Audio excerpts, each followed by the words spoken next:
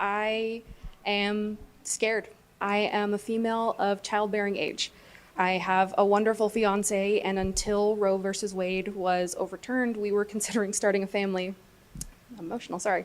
We were considering starting a family here in Texas, a state that I am born and raised in. I love my community, and I have great support from my family. I am terrified of what that could mean if I become pregnant and something goes wrong. What do you think the next step would be here in Texas?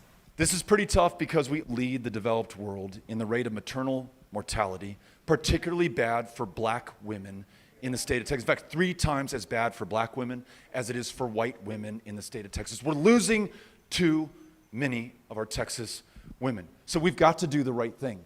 First order of business is to win this election. Imagine if, for the first time in 32 years, this state elects a pro-choice Democrat to the highest office in the land.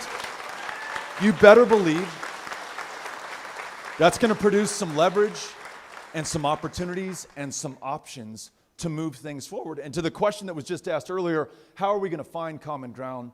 In fact, when pollsters ask a majority of Texans, even those describing themselves as pro-life, they do not want a total ban on abortion without exceptions for rape or incest in the state of Texas. It's a minority of a minority. It's the fringe, it's the extreme, it's the edge of the edge.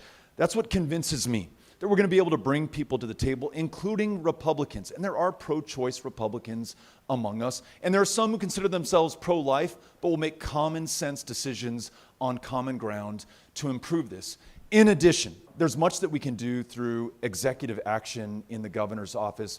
There's much that we can do by working with other statewide elected leaders and listening to, working with, and partnering with people like you in local communities. I'm going to do everything I can to make sure that as governor, every woman makes her own decisions about her own body, her own future, and her own health care. Thank you for asking the question.